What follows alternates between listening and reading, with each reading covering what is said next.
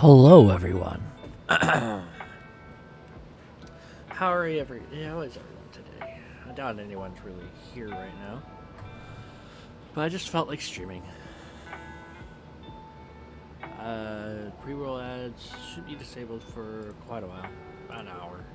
So. Also, this is cool. This is from Opera GX. I've been hearing a lot about it, so I decided to install it. And it's so nice.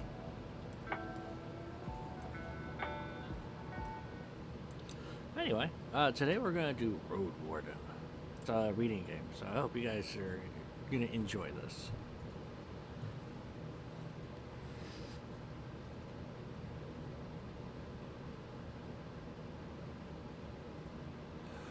Are you doing crystal designs?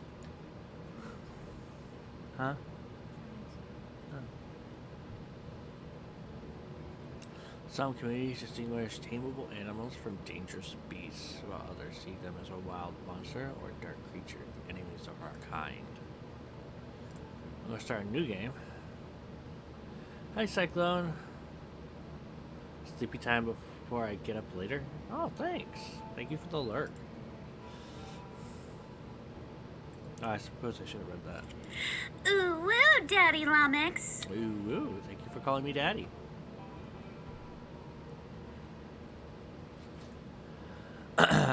Everyone knows to stay away from the wilderness. Most people would never risk a lonely journey. Roadwardens not only accept the struggle. Look! Look! Look! Danger!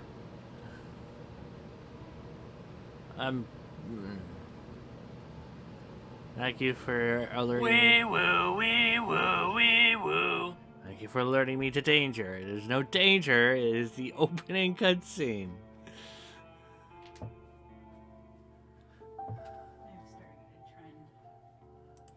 Hold on, I want to see something.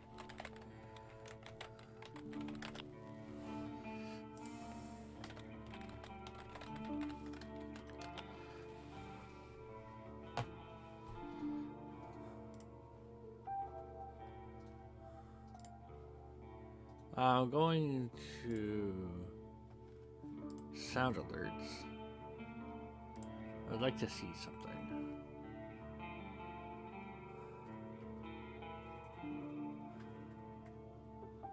Video share alerts. Ooh. I would like to see that.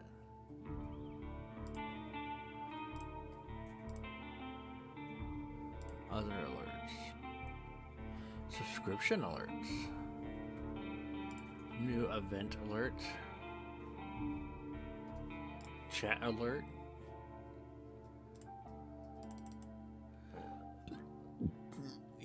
A user followed your channel. Available variables. User triggered the alert. Bits cost of the alert. Amount of EG subscription gifts. New release sound alert. Example, user played alert for cost bits. Interesting. It also has alert designs, stuff like that.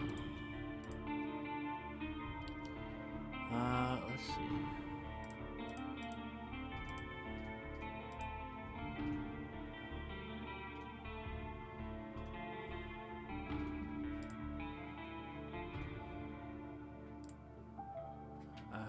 I realize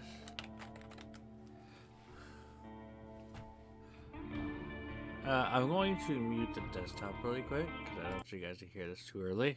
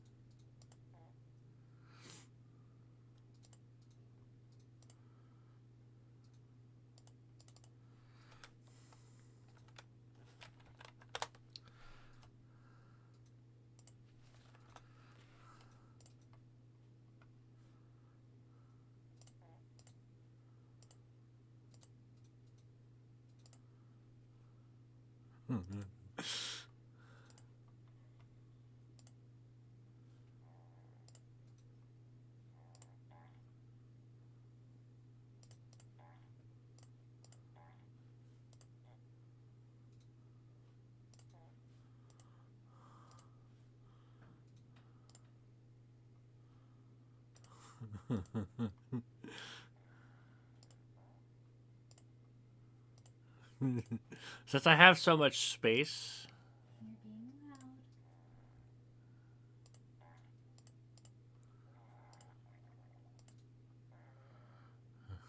loud. These are all gross. That's funny.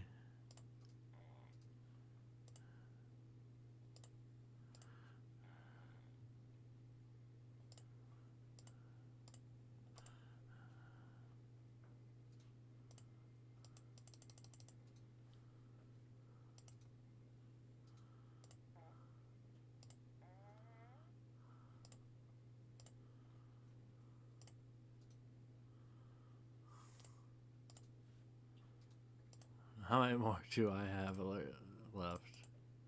7 out of 10. Ah, jeez.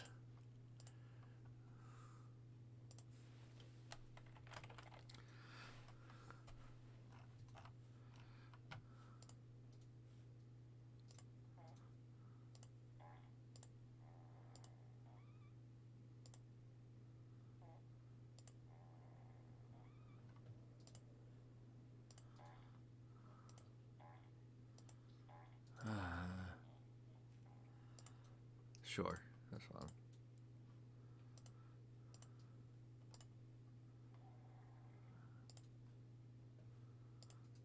I am mature.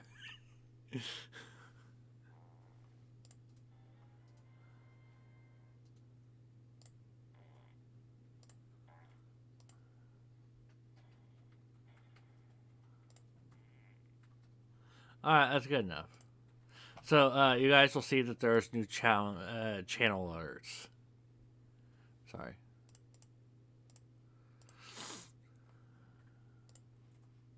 I probably need to turn up my,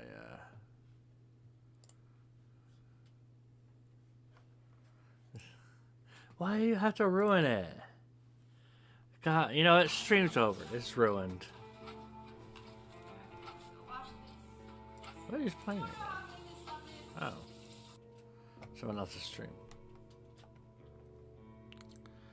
Anyway, we're gonna play Roadwarden. I've enjoyed it for about 2 hours. So, what? Why? There it is. Everyone knows to stay away from the wilderness. Most people would never risk a lonely journey.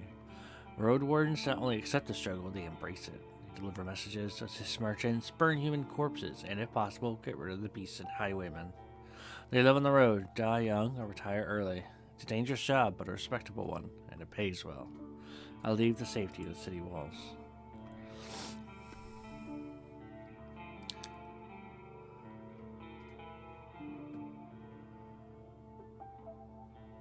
We're gonna do standard. Because that's what I started with. The wall is still standing. There are no wolves around, no stench of blood. Good signs. This should be the place you're looking for. You were supposed to meet with a group of soldiers, but you hear no voices, no sounds of labor. The gate is ajar, but the camp isn't safe. It may keep away the goblins and peddlers, but not beastfolk nor trolls. And the night is near. Your palfrey breathes heavily. It had a long day. We're going to... I dismount and sneak to the gate. Let's peek inside. Organize this action. Won't be able to. You are a higher chance you'll die in combat. Your heavy boots hit the ground, and the pain of the long ride finally catches up with you. You stretch out, bringing your back in makes comfort. All you want now is a table, a decent chair, a nice mug of beer, and some warm stew. With any luck, your axe won't be needed here. I approach the gate slowly. If it's a military camp, it doesn't look the part. Plenty of wasted space, the fire pit is cold. 2 people are sitting at the table, tired and disheartened. They're looking in different directions, paying no attention to one another. One of them is holding a cup. After a moment, you notice the quiet humming. You recognize the melody of a light-hearted drinking song from the city harbor. They don't look like much of a threat. I can enter. It takes them a few breaths to glance in your direction. The first person greets you with a wave of his hand. There are bags under his eyes. His beard is messy. Despite his simple shirt, he's wearing durable, decent boots. A mace, with a head covered in iron, hangs at his side, but he doesn't reach for it. I took a look at the second soul. Just like you, she's wearing a gambeson, but hers is a bit loose, as if she took it off a corpse. Her head is shaven, as if she's protecting herself from flesh-eating bugs. Her eyes are weary yet kind. She smiles. Considering the squad was sent here half a year ago, these two surely look the part, though there should be more of them. 8, you believe. I let them speak first. It's nice to see an unharmed traveler in this godforsaken shithole. Makes me just a tiny bit hopeful. The bearded man's voice is strong yet timid. You'll be staying the night with us, I guess? We're soldiers, he and I, as the armed woman. Her moment switches from half asleep to relaxed. We'll do our best to keep the camp safe, but if you were to take the first watch, you would be a huge help. Travelers ought to help each other, wouldn't you say? You think for a moment. To fully rest, you'd need a good sleep. Sure, leave it to me. Fantastic. She rubs her hands together. I don't remember the last time I had more than half a night of sleep. Am I too loud? I'm sorry. Huh? Okay. Fantastic. She rubs her hands together. I don't remember the last time I had more than a half a night of sleep. The hours before midnight should be the calmest. Just wake us up if anything happens. The man flashes you a wide smile. It's easy to wake us up. Just yell. He drinks from his mug. I asked him about their lieutenant. You wonder how to phrase your question. I can be friendly. I can be playful. I can be distant, hiding my emotion. That's what I did for most of my encounters last time. I can be intimidating, or I can be vulnerable. Tired, afraid, or hopeless. I was having to meet with your lieutenant. Can we talk for a bit? I'm sure you're busy, so if you could just introduce me to your lieutenant. I still like distanced. I'd rather speak to someone who's not going to waste my time. Wow, that's really intimidating. I had a long journey. I need to have a word with your lieutenant. No one stands up, approaches you. She pays little attention to the sword at her side. Her shoulders are straight, eyes worried. It'd be me, traveler. Are you in trouble? There's only the two of us here, but if you're lost, we'll take you to the nearby inn right after sunrise. Actually, I'm your new Roadwarden. Really? The soldier in the shirt leans forward. That explains how you got here in one piece, all by yourself. Though you look exhausted, as the insult, don't you have a mount? I have a horse. It's waiting outside. Shouldn't you unsaddle it? I bet it's tired. A long pause. I assume you're here not to meet our lieutenant, but rather to get some directions. I'm Tulia. I'll be happy to help. She reaches out to you. I shake her hand. What shall I name myself?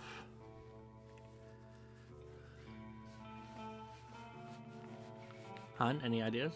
There's no one really in chat to really ask.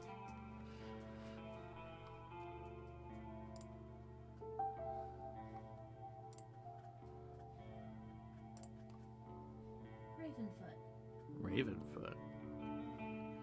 Sure. My name is Ravenfoot. Her grasp is confident. The shake is light. Just keep your horse away from the tents. She steps away. We don't need it to smell like dung. There's this one issue. The soldier in the shirt also rises to his feet. We have no tent to spare. You'll have to use a blanket or something. No problem. I enjoy observing the stars. You walk through the gate. Your mount looks around and snorts anxiously. Not many humans could ride a horse. It's not only taller than you, but also bulky, as heavy as it is strong.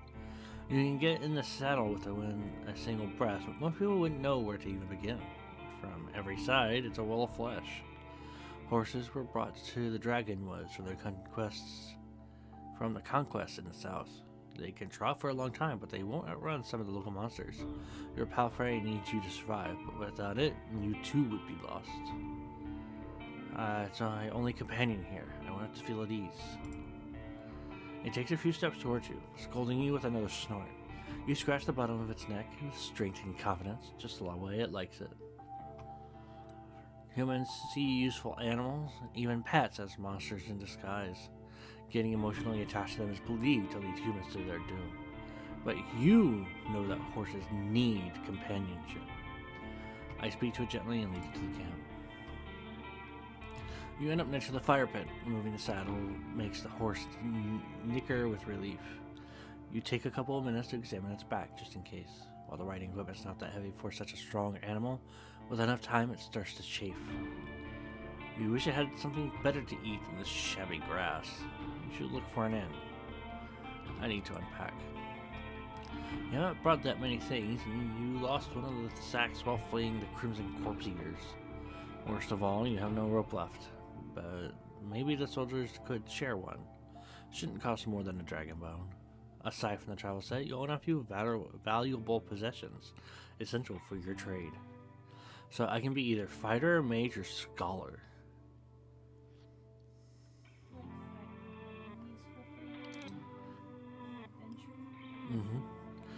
How about we learn more? As a fighter, you'll have an easier time in physical challenges, thanks to your superior equipment and hidden bonuses during dice rolls.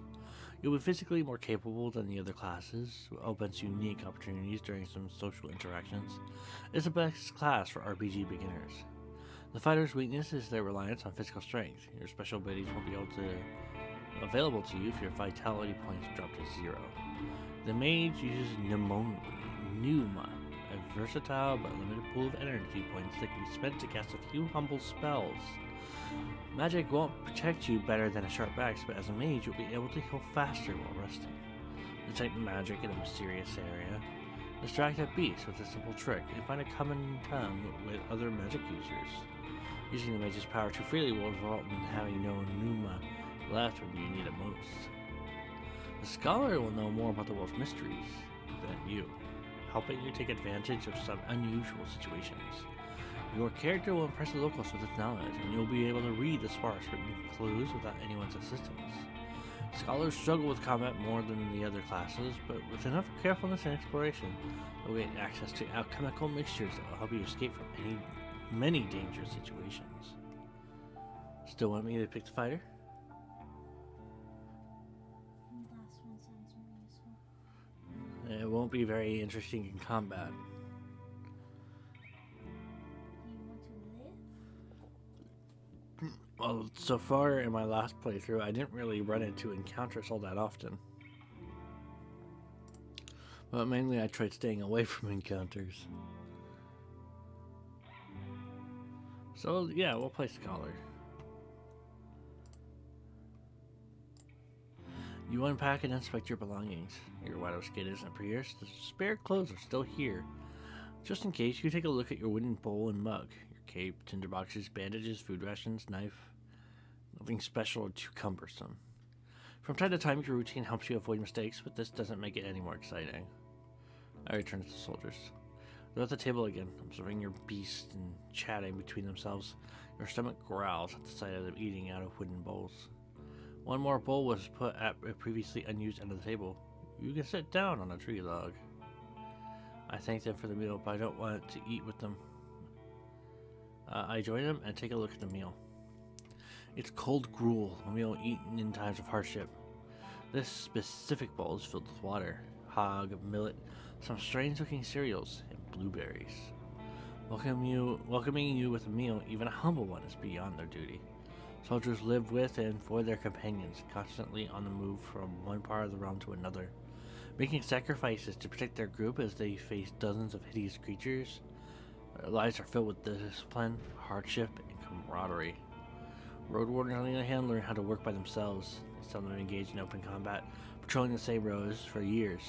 They help the settlements stay in touch, but also maintain commerce, settle down, forge friendships. When there are no laws to follow, they use their own judgment. Different responsibilities, different lifestyles. I eat quickly, not focusing on the taste, then speak with Tulia. She's focused and chooses her words carefully. She looks away only when she gathers her thoughts. I'm afraid I can tell you less than I would like to, less than I should. She nods toward the soldier. As you can see, there's not a lot of us left. At the beginning of summer, there were 8 of us, including our previous lieutenant. 5 are dead, everyone has run away in tears. We're also strangers in this land, adds her companion. And a piece of information may help me do my job. The man leans forward, his legs shake nervously. He sounds like a kid asking a bard to sing more story, tell a joke, or do a magic trick. Whatever it takes to escape from boredom. His untrimmed beard hides a much younger face than you originally thought. What do the officials tell you? I expect not that much. No soul governs these lands. I share what I consider to be relevant. You tell the soldiers how little guidance you've received, since this area is too far away from Halvaven. Sorry, I got an itch. Holvaven, to keep it under control. You were warned that it's untamed and unknown. Who knows how many villages, bandits, or monsters may be found in these unmapped hills and forests. From time to time, new people come here to look for boundless opportunities. Most of them never return. Do they return into walking corpses? Corpses? Or find what they're looking for? No soul could tell me, so I was looking for your guidance. Lieutenant drinks from her cup and crosses her legs. Ankle on knee. Seeing her chair makes you doubt she'll ever find a comfortable position. Where should we start?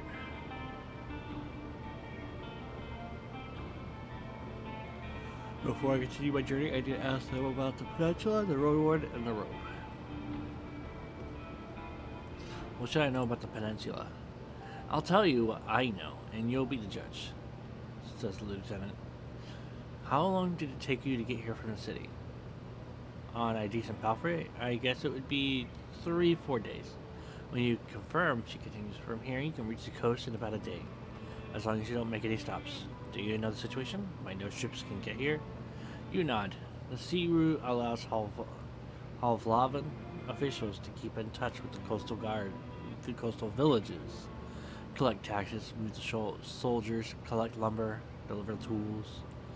But maintaining order on a wild coast, such as this one, is like filling the ocean depths with coins. Because of the rocks, you can hardly stop a ship.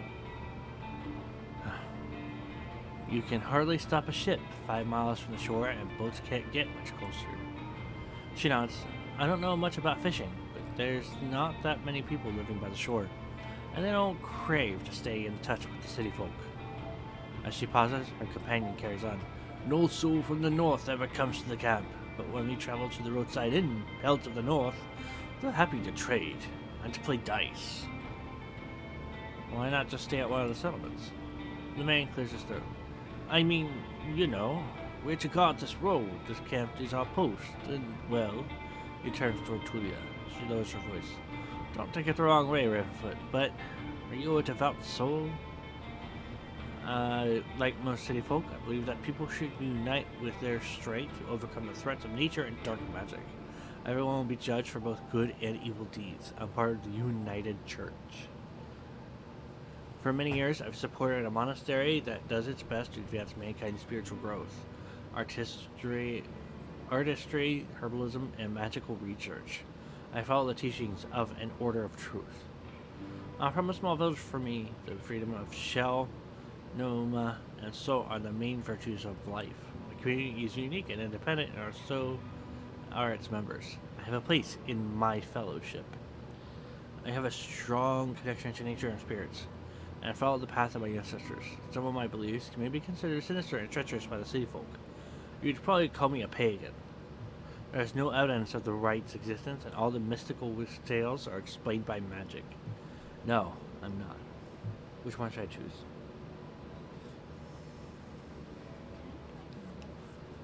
The Order of Truth or my fellowship? Is there any you want me to repeat? Order of Truth, spiritual growth, artistry, herbalism, and magical research.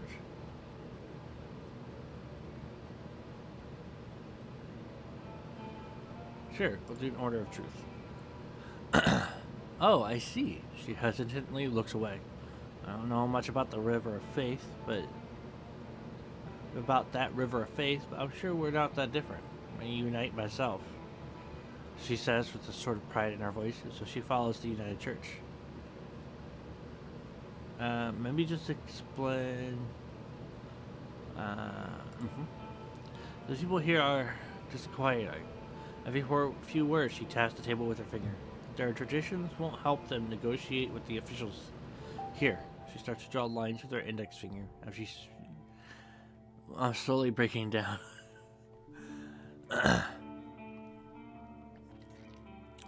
She starts to draw lines with her index finger as if she's pointing at an invisible map. The peninsula is connected with roads, like a big circle. In the northwest, you'll find a weird village at a bog. It's not exactly pagan, I don't think. It even has a priest who claims to be a eremite. You nod. She means a fellowship. They do crazy shit, her companion chips in. They use the dead to cut down trees and dig in soil. Once I saw it, I begged to never return there. Oh, I see. You've heard tales such as this one since you were a child. If an isolated settlement managed to survive without a city's influence, its customs and traditions grow more and more alien. Every generation learns how to adapt to the dangerous conditions they have to deal with, and the rustic, pagan traditions muddy their river of faith. The United Church often warns its members about the crazy druids, necromancers, and blood mages. The bringers of doom, the traitors to humankind. Right. Were you able to speak with these necromancers? You can see why they were not eager to go there if we could avoid it. The lieutenant chuckles. Maybe they'll be more welcoming to Roadwarden. The roads are dangerous, with little to no shelters. People need your help. The man in the shirt turns a bit and points a finger to the northwest. If you're heading to the undead village, you'll get to an end first, and soon. Julia nods. But to the north is a safe place. You can talk with the innkeep or the guards, ask them about the road. And how about the east? She stares off across the map. She stares off across the camp. Hard to tell. We went there only once. There are hills, forests, rivers. We saw a tunnel sculpted in leaves and branches, but we didn't enter it. Wilderness all around. Any monster worth mentioning? Anything that could catch my mount? We saw all sorts of beasts. The man starts to count his finger. Goblins, treants, cats large and small, runners, howlers, wolves, spiked boars, mouflon eaters, griffins. But we managed to stay away. Some could catch up with most mounts, Julia glances at her companion. Though Palfrey should be fine. Trees are so tall that the flying creatures keep to the coast and mountains. There's not that many humans around. The animals are busy fighting among themselves. They fight more for food than territory. The soldier cracks his knuckles. Don't provoke them and ride fast. Just count on luck. That's all I need to know. She nods. I'm afraid we can't do more for you. Any ideas what happened to the previous Roadwarden? Julia takes a deep breath. Aren't you a bit late for a rescue mission? You haven't heard from him for almost a year. The soldiers speak for a bit between themselves, trying to get their story straight. They confirmed that he had stopped by their camp a few times, but stopped showing up at all in early summer. The bearded soldier starts to scratch the table with the tip of his knife, without looking at you. I don't remember his voice. Always busy drowning in things to take care of. He would sit somewhere, sharpen his sword, fix his loud mail, clean clothes, write notes on that wax tablet of his. Yep, and leave it done. Unlike us, Asterion never gets bored. Julia let out a joyous chuckle. He's secretive, but some of the locals speak about him warmly. Maybe he just doesn't like us. Sounds like you're not sure if he's dead or not. If anyone knows, they won't tell us. Maybe someone's keeping him in a basement. The man carves with passion. We haven't seen him or his Sauron. Something ate them, I bet. The officials have hired you. Right? I don't expect him to return. Richer Roadwardens often use four-legged meat-eating Saurons as their mounts. They have to be tamed and trained since they're hatching. But unlike horses, they can easily defend themselves from many monsters. At least your palfrey is fast and reliable. It won't suddenly sink its teeth into an innocent passerby. Do you know what he was looking for? He left you a message? Neither one of us had any insight into his dealings, says Julia. My predecessor left me no clues. We also took a look at Asterian's stuff. Wait! She raises her open palm. I almost forgot. She stands up and heads to a nearby tent. He has kids in a village near Hall of Lavan. I was planning to take all his things there. A pouch, a second spear, a decent bow, some potions. Quite a treasure, she glanced at you. But I would much prefer to bring them the truth about their father. So you want me to find out what happened to him in exchange for his stuff? Here's the catch. She dusts off the hilt of her sword.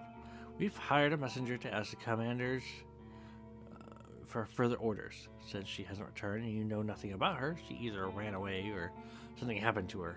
She sighs with resignation. We are meant to stay here until the fall. What do you think?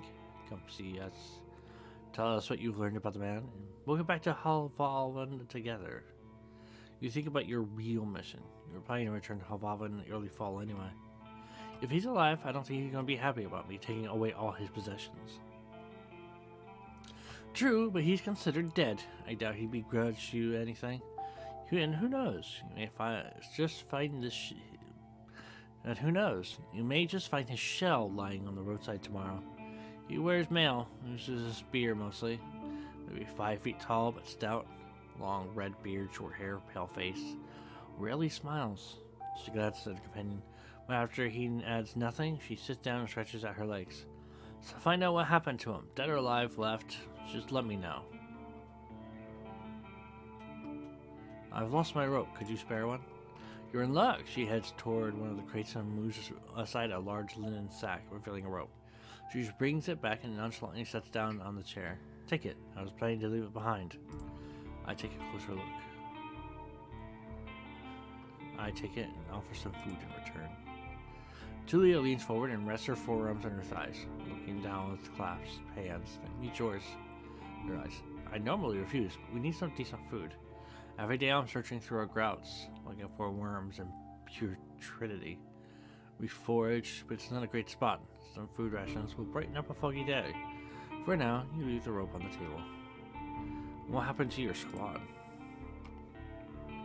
The man shrugs. Bandits happened, and monsters. A strong band, though, his companion chips in.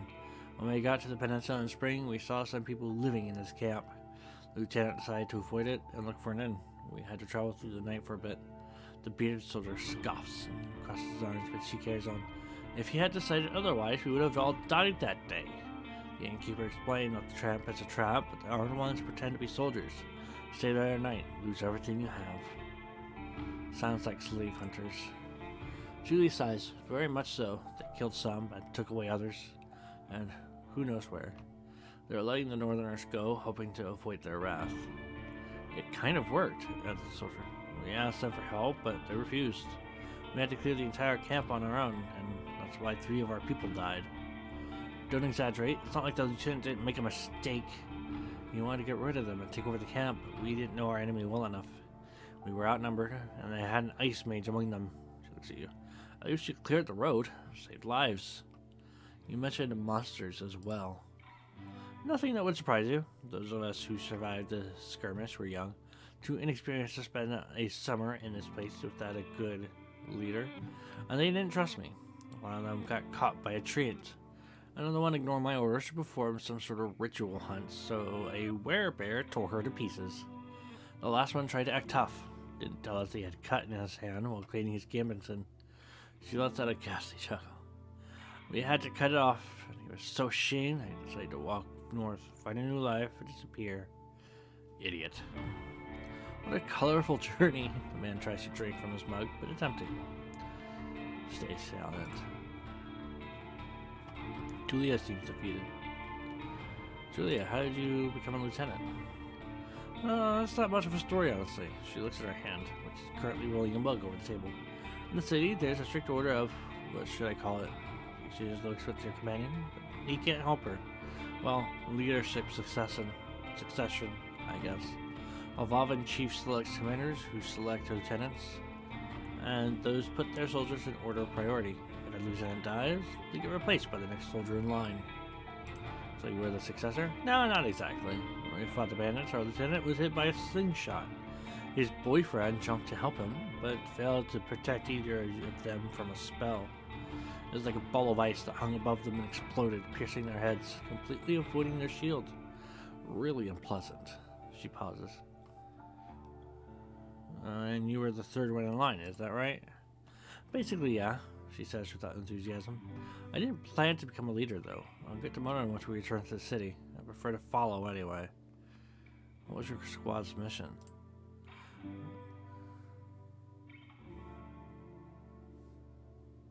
The lieutenant looks into your eyes. You know, the usual. Making the road safe, keeping people alive. I explained that it may be important for me to know what they have tried to accomplish. I can't really tell you. Let's just say it would be nice to have a reliable outpost somewhere nearby. A place where you can always find a group of fighters willing to protect you in the name of the law.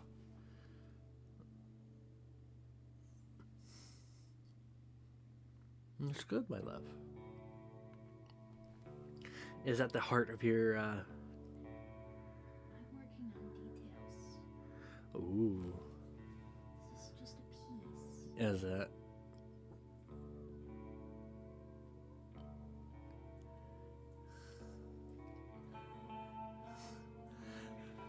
In case you guys don't know, I did add new channel point redeems.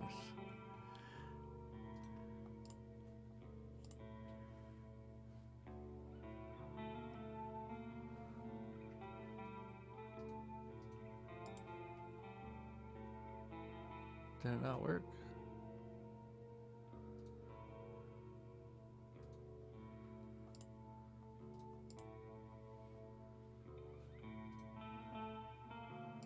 That's not working for some reason.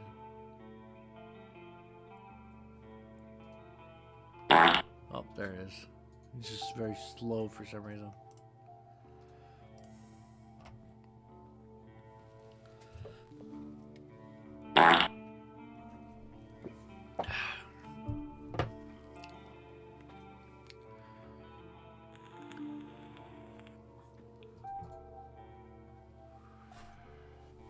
Anyway.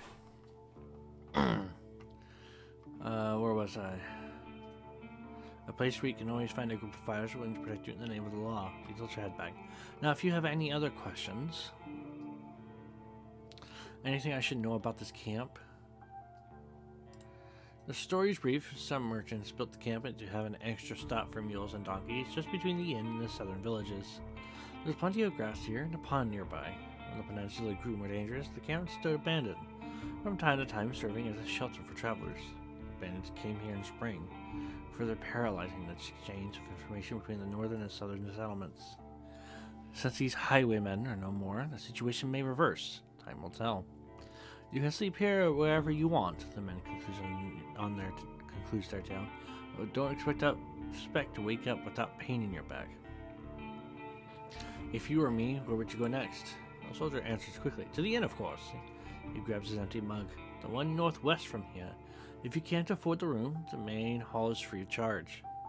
The locals rarely gather there. The northern road is much more traveled, mentions Tuya. But the hunters will tell you about this and that, and you'll have a chance to introduce yourself. The innkeeper can listen and knows many souls. Any tips on how I can make a good first impression on him? She smirks. Avoid cheap jokes. Stick to trade. Don't waste his time. Show him that you can be relied on. It's getting late. We should prepare for the night. I agree, Julia sighs with relief. And made you better than Astrid did. Stay vigilant, Susie, shattering the mask of a soldier. Thank you for your help. You go to the barrel and splash water on your face, which makes you even more aware of how much you need a bath. After the night, it will only get worse. Your horse is already napping, still too anxious to lay down. I prepare for my watch. A soldier in the shirt is eager to guide you. Just observe the area. There's plenty of griffins around, though they won't try to jump over the palisade.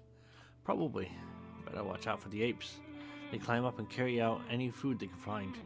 And there's this one really loud werewolf that keeps smelling the wall, though it has never tried to get in. He points at a gate. The lieutenant and I will block the entrances. They're quite heavy, so if anyone comes here looking for shelter, better call us to help you out. And if someone is being chased by wolves or anything, better throw them the rope instead. He scratches his head. If it gets cold, feel free to make a fire. And the best place is on the watchtower. You may want to put a blanket there or something. The watchtower? He gives you a long, puzzled look. Oh, here. He points at the pile of crates. Right here. Just climb up to the tallest one. You'll have a great view of the northern side, the more dangerous side. And also, I know you're tired after all that riding. He points at the tent on the other side of the camp. I can handle a couple hours sleeping on the ground if you wish. Go there after me and rest just this once. At least I have a pallet inside. I smile. Thanks a lot. You put your blanket on the tallest crate and sit down. The night is warm, but the sporadic summer breeze brings gentle refreshment. From time to time, your back arches, and you have to force yourself to keep your eyes open. The light of the moon helps you focus on the tall grasses. For most of the time, you spot smaller critters and birds, but there are exceptions. At one point, you see 3 horned deer trying to challenge one another. Before they clash their antlers, a 2-legged dragonling appears, leading to its much smaller offspring. The furry beast try to intimidate the predators with roars and aggressive head movement. After a few moments, both sides walk away slowly, not willing to risk the fight, nor to admit their defeat. I don't let it distract me. I keep looking around. You hear the death screams of distant prey, the mating calls of monkeys. Runners are chasing a gray hare. A group of muskoxen lazily chew the grass. Preparing themselves to sleep, a dusk fox is running together with a lynx, making playful screeches. Oh yeah, one of the main creatures are foxes in this game.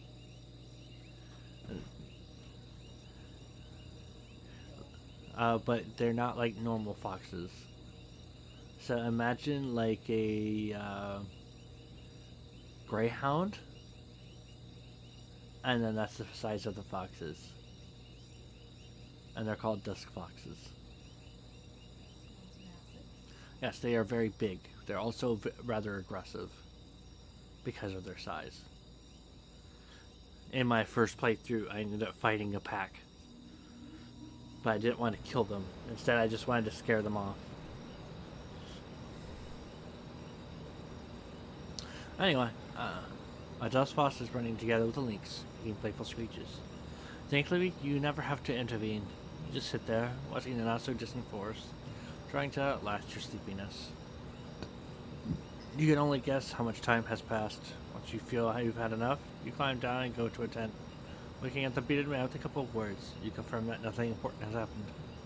I gather my things and squeeze into the tent. I use my bag as a pillow, put my blanket on the pallet, and cover myself with my cloak. Sleeping in a tent is not the stuff of dreams, but it's a much welcomed rest. The pallet keeps the cold soil away. The moonlight saves the outside world from the eerie gloom. You listen to your own breath. And find a comfortable position. Your job starts tomorrow. I focus on the real goal of my journey. Thank you, Cyclone. The Merchant Guild wants to take control of this realm. Your warden needs Look! Danger! Thank you, Cyclone.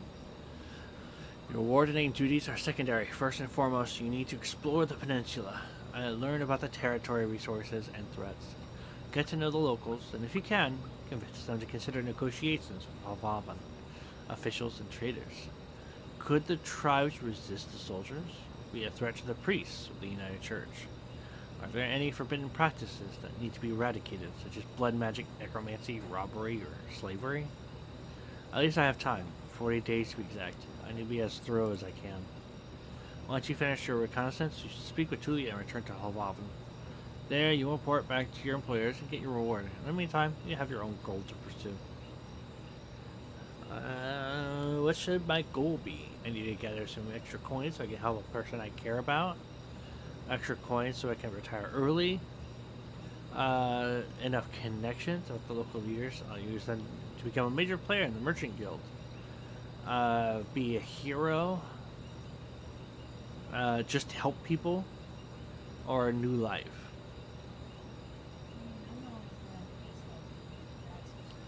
I'm the same way. Your half-asleep senses are catching the sounds of the wild forest.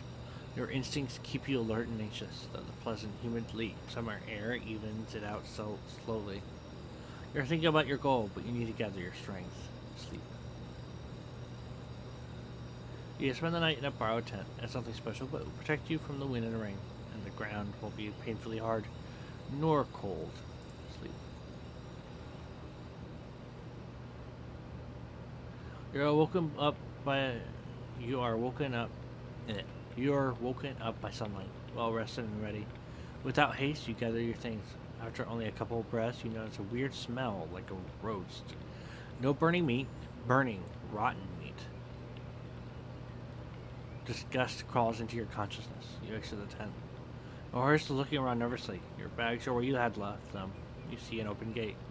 I go outside to see what's happening. Both soldiers are standing near a humble pyre. The man in the shirt looks at it contemplatively. Tulia is the first one to address you. Ravenfoot, she gets you that on. Use the horse's manure for the flames, so don't worry about cleaning it up. You see a corpse among the flames. It's impossible to tell if it belongs to a male or a female, but it was an adult. The burning process won't be over for a couple more hours. A traveler or an undead? The latter, a young one. She left the gnome to understand that she couldn't get inside the camp without climbing. I stabbed her with a spear from a safe distance. She shifts her weight. One more fog and she'd be a real threat. Even now, it took a couple of hits to knock her down. Sooner or later, every human shell wakes up, gaining more strength with each soul it devours and each moment it spends in the fogs. Burying the dead is not just a religious practice, it's a necessity. Soldiers, priests, village mayors, even roadwardens. Making a large pyre takes a lot of time, but it saves lives. Tulia calls his undead a she.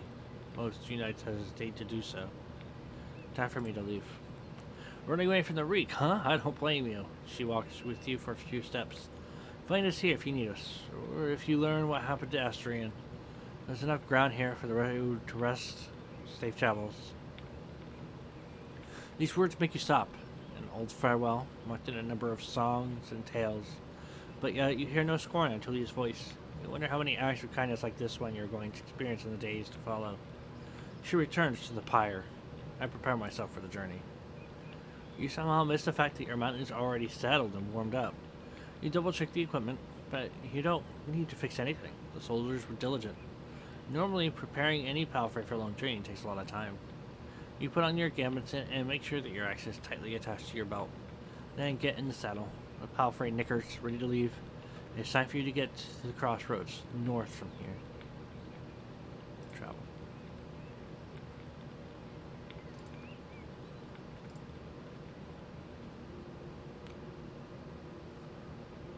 Even at a later hour, you wouldn't expect to meet any travelers in the valley. The warm summer breeze lures your mount forward, but the serene chirping of birds is quickly replaced by distracting screeches and gurgles coming from further down the path. You soon find the pack of four-legged griffins. They're larger than foxes and merge the features of birds and furred beasts. Each one is a different size, coat, and colors, and their temperaments are just as varied. Their fronts are covered with vivid feathers, while their rears have darker fur. Their wings are massive, making them impressive jumpers, but they're too heavy to fly. About 24 beasts are yelling, brawling, and chasing each other around, blocking your path. I consider my options. You can enter the forest blindly. If these or other creatures were to chase after you, I think it would be disastrous for your horse. There are reasons why travelers stay as close to the main roads as possible, and why adventurers move in groups. Usually the safest approach would be to stay here where you are and just wait for the pack to get hungry. It may, however, take up to a couple of hours. You're thinking about your conversation with Tulia. You've got a lot to do, and time may be of the essence. On occasion, you use disguised education to like more unique interactions.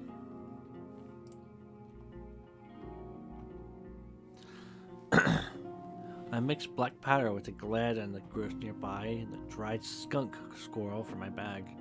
Once I ignite it and throw it at the griffin, they'll scatter. Most city folk feel aversion toward black powder, and you touch it with great care. The odor of the plants make you feel dizzy, but what's more important is that the griffins have wolf-like sensitivity to smells and noises.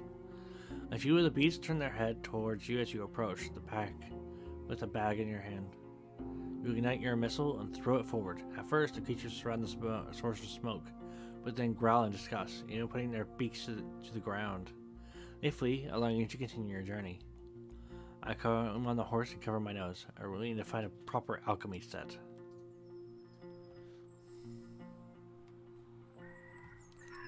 Character.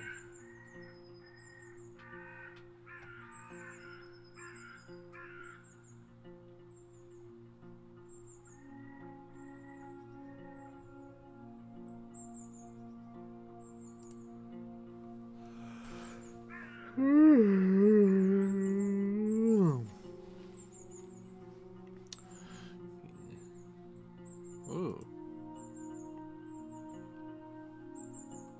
Keep track of your achievements as your journey unfolds.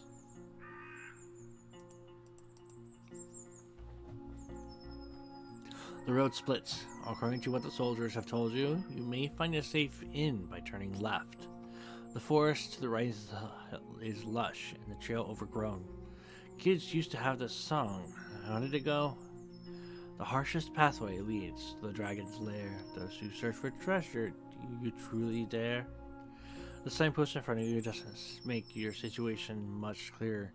It was put here by someone who can't write for folks who can't read. Covered in old red paint, it points east. Blood there, as people say. Danger to be found. There's not a soul to ask for guidance.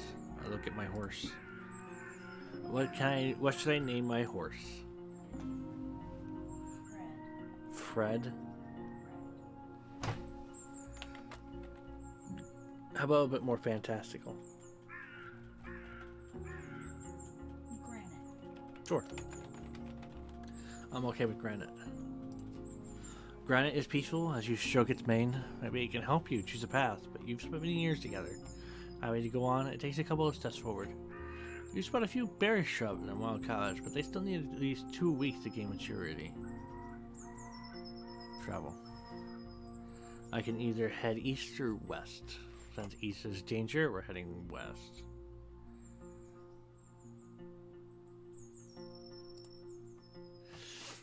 Granite trots with ease, unbothered by the few branches covering the beaten road.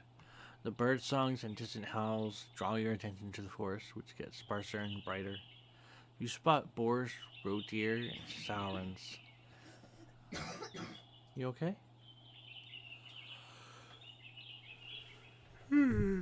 I am out of coffee.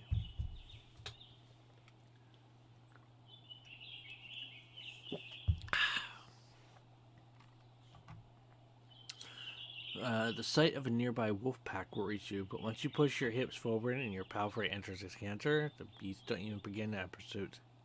The speed alone will protect you from many dangers. You notice a stone tower, taller than the trees. It must be the inn I've heard about. Inns like this one fit the regions traveled by merchants, but you wouldn't expect a place of this size in a forsaken peninsula. The stone and lumber must have been transported from far away, and the workers, guarded by expensive mercenaries, surely lived for many seasons in a primitive hamlet, subsisting on salted supplies. There are seemingly no cracks in the wall, and the building was whitewashed only a few years back. The road is wide and beaten. Dozens of souls could hide, if not in the buildings, then at least in the yard. The expenses and labor put into this fortress were worth many trading ships. 3 armored people are on the ramparts. You only see what's above their waistline. They're leaning on the parapet right next to the gate, and you think you notice a glimpse of a smile. They were Gambesons. Each one of them died differently. Yellow, green, and linen gray. I approach the gate. A woman in yellow armor leans forward.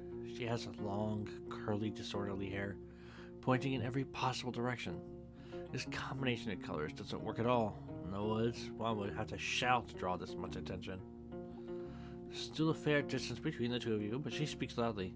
I ain't seen a horse for years now. I just said that it's weird to see such a large jackass, huh?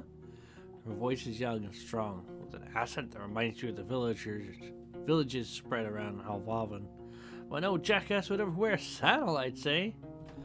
She exchanges a few words with the male guard wearing green, giving you time to move closer. Well, this one here says there really are donkey saddles. Say, Trevor, how hard is it to ride a horse? Friendly. How about you give it a try? She gasps. Seriously? Just a moment. She disappears behind the wall, and soon after that, the gate is opened. While you dismount next to the wood-splitting spot, a couple of people surround you, pointing at your mount and commenting on its appearance. They step away whenever Granite makes a rapid movement. The guard and the alarmer is the only one who steps forward. She raises her hands as if to pet your palfrey, but doesn't touch it. It looks smaller from above, she whispered loudly. How do I even get up there? It's not easy when you lack confidence, but use a stool, or I can help you. She touches the animal, which pays no attention to her presence. Now I'm really scared. She contradicts her words with a gentle smile and shining eyes. Maybe I should wear something lighter. You nod and engage in a bit of chit-chat with the entire group, discussing what it takes to take care of a horse.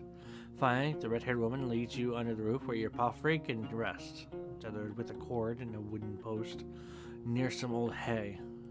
Once you're ready, go inside and speak with with our boss. Maybe you're hungry. The other guards return to various chores. They peek at your mount every now and then as they're splitting firewood, cleaning their clothes, weeding the garden patches, and moving chairs. Two of them are making a rope. You head toward the end, hearing the piercing scream of a boar from the other side of the yard. I open the door.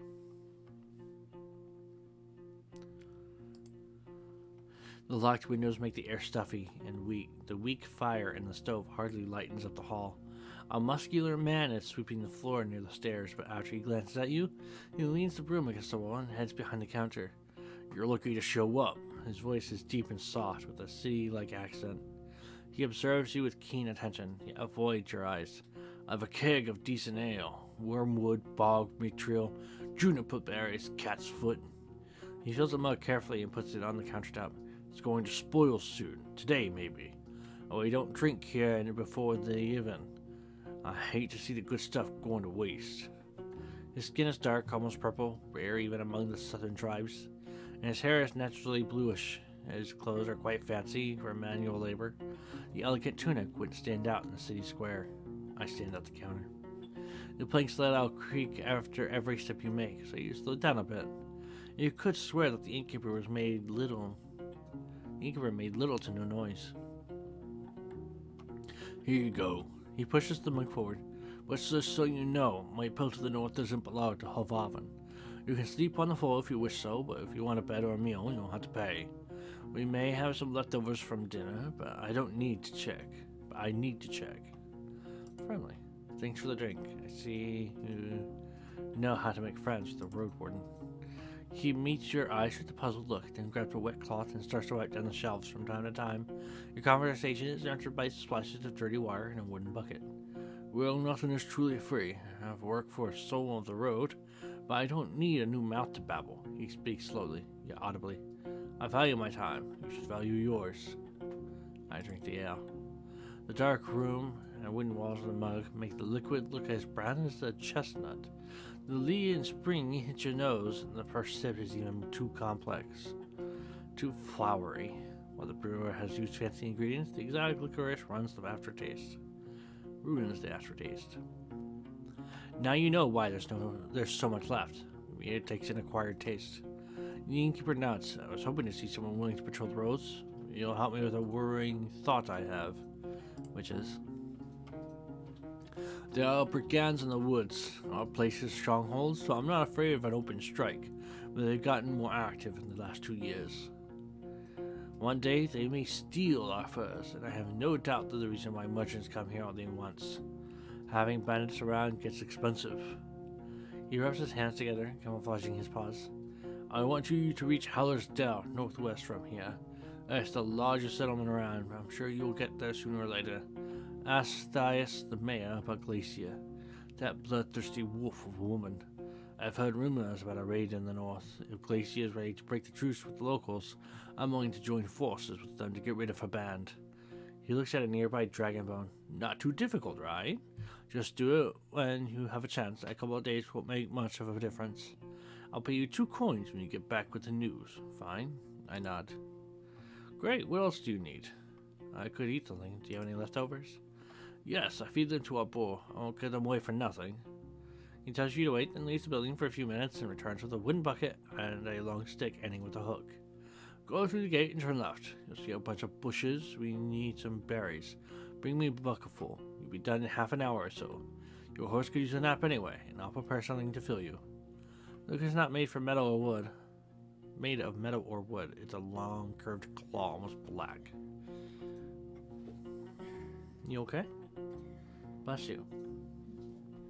I reach for the tools. Half an hour? That's quite a lot for berry picking. The tools are cold. Not too heavy. You notice a pair of thick gloves at the bottom of the bucket. The berries are not a problem, the innkeeper smirks. Unlike the snakes, you better scare them away with a stick or move them with a hook. And protect your hands. The little ones won't eat you, but they don't get bitten. I'm sure you know how to be patient. Fine, I'll go right away. You step outside. Granite is moving around slowly as far as its cord allows. At this hour, the armorer's workshop is closed. I should go outside and forage for berries. The innkeeper knew what he was talking about. He put on the gloves and looked through the bushes from a safe distance. It doesn't take long before he knows the first serpent lying on a rock somewhere in the thicket. The creatures are not that large, and even if some of them hiss at you or slither closer, the jabs of the hook keep them at a distance. You don't know much about these berries. They are round and reddish. You wouldn't trust such a cool color even if you were looking for food in the wilderness. The plants don't have thorns, but the leaves are harsh, so you make sure to thoroughly cover your skin with your clothes. You have to look through many bushes to fill the bucket, but the presence of insects and snakes doesn't allow you to relax. Knowledge. I just hope that's not like the others. One of the bushes in the back has more berries than the others. They're purple. As you squeeze one of them, you recognize that these are marshmallows. In small amounts, they are added to pies, sauces, and beverages, known for their delicate sourness and sweetness unique, but not intrusive. Still, eating a cup of them will make you unsick, if not poisoned. You're surprised to see them in a meadow far away from a wetland. You'd use them at an alchemy table if you can find it. For now, you put a fistful in one of your jars. The others are still a bit greenish. I gather the berries and turn to the gate. You return to the courtyard. Two of the guards are participating in a friendly skirmish. The wrestling is accompanied by a crowd.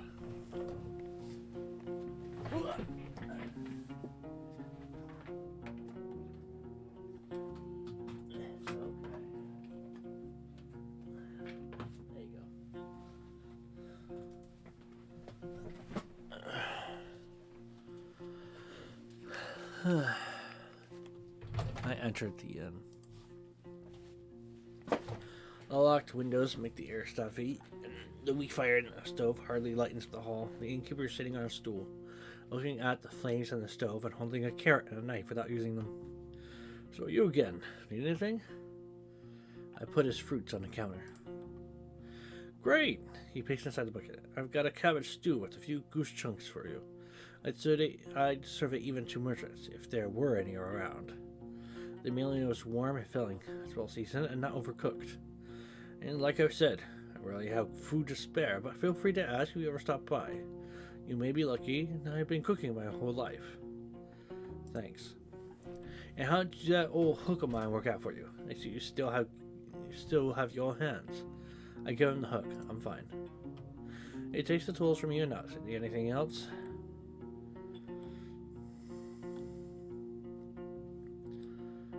Do I have anything of interest?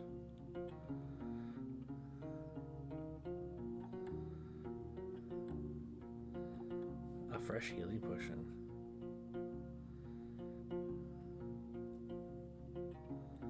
Writing instruments, travel set, alchemical ingredients, rope, horse, bags, coins, food rations. What do you have for sale? I can go and pick up a few things for you. Some food for your travels to start with. Apples, nuts, sausage. Not too many at once. We need to maintain our supplies. I've got an elk fur I don't need. Its bio is caught by a pack of red wolves. Nice for a sleeping spot. Just as nice for a wool. An almost untouched bowl of soap. Priceless for a traveler. You can't tell if he's being sarcastic. Made of fine oak ash, strong, though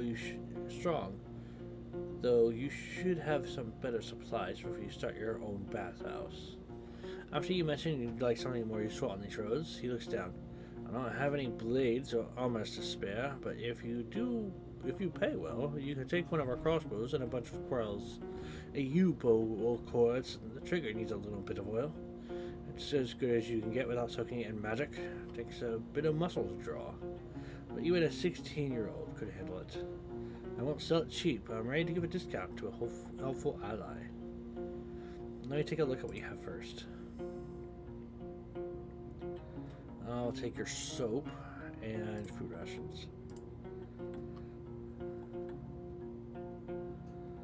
I'm looking for Asterion, the previous Roadwarden. Are you now? He goes to the table and invites you to sit down with him. I don't think we're going to be much help. He rests his elbow on the tabletop and grunts quietly to clear his throat. But I do want you to find him, so... When asked about his intentions, he measures his words. Asterion and I made a risky deal. Well, a very promising one. Last time he was here, he took 50 coins. I have the investment. He knocks on the table with a fist, anxiously. If you get my coin, or at least find out what happened to the guy, I'll make sure you won't be disappointed after bringing me the news. Could it be that Asterion stole the coins and ran away? He looks at a window and starts to play with the shutter. I just think Asterion ain't the kind of soul that would do such a thing. For him, it wasn't much of a fortune, and the rest saying he had earned my trust. Only mine, you know. It's easy for a Roadwarden to make connections. He always had places to go, things to take care of. He rubs the table with his thumb, as I try to clean an invisible stain. I've asked travelers. I've sent a couple of my pals to find him. No real news. I know he stayed in White Marshes for a day. It was meant to do something for the people there. It's a village in the northwest. Just stay on the main road until you reach the bogs. Then enter them. You may get there before dusk. So let me know once you find anything, and we may yet return to this whole investment thing. I'll think about it.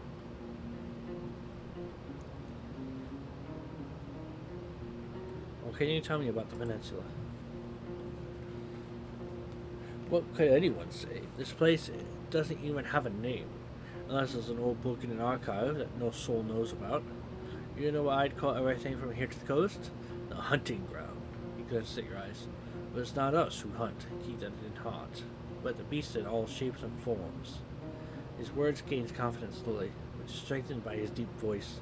I've lived in this inn for over 10 years now, and I've only seen a couple of roads, a couple of places. It's just, once you get here and you see how harsh it is to hit the road, you have only more reasons to stay at the warm stove behind a wall, even if it is suffocating. He looks toward the windows. I'm sure you've heard a lot already. That people don't build helmets anymore. There are no more abexes from the south, and the traders stale for only a few days. All of our iron is used for cauldrons, not swords or tools.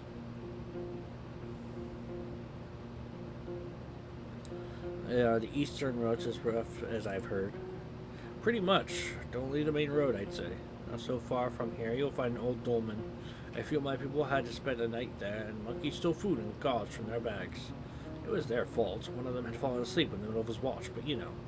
The eastern forests are wild. The roads are rough. There's no soul lives there. One day all these roads will be swallowed by the trees again. The furthest my team has ever gone was the home of the Enchantress. Just stay on track until you reach the crossroads right near an abandoned watchtower. From there, turn east and you'll recognize the place. It's a nice home in a lonely meadow, surrounded by a wall. He looks toward the closed window, then at you again. Kind of like our walls, but simpler, without coating. She lives as a hermit. Eudocia. I don't even know how she survives there, but you don't have decent coin. But if you don't have decent coin, you won't find much there. So back to the crossroads. If you turn left instead, you'll see a road. People will stay away from it. It connects the tower and the monastery, a shortcut between the two sides of the peninsula. I was warned by the locals not to use it. It already belongs to the beasts.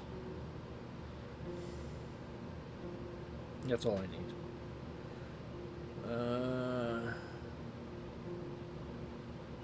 That's all I need. I'm gonna go outside.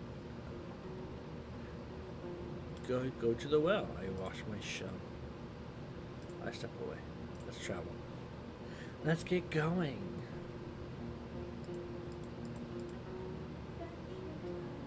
Adventure time!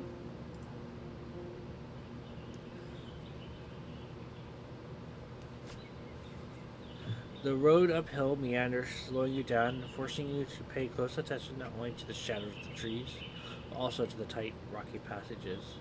You can't help but notice a few caves and find ambush spots. I keep an eye out for any sign of life.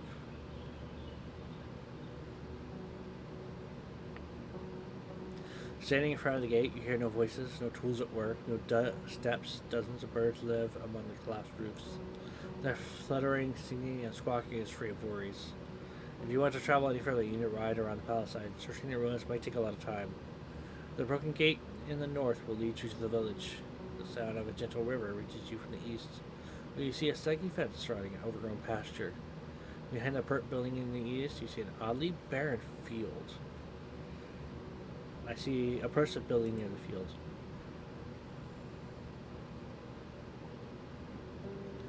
I'm actually going to save this.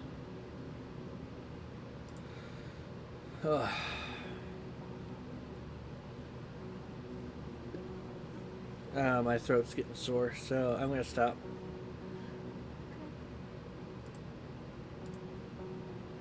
I was paying attention to it anyway. It was just something interesting I wanted to do. Anyway, thank you guys for joining. I'll talk to you later. Bye.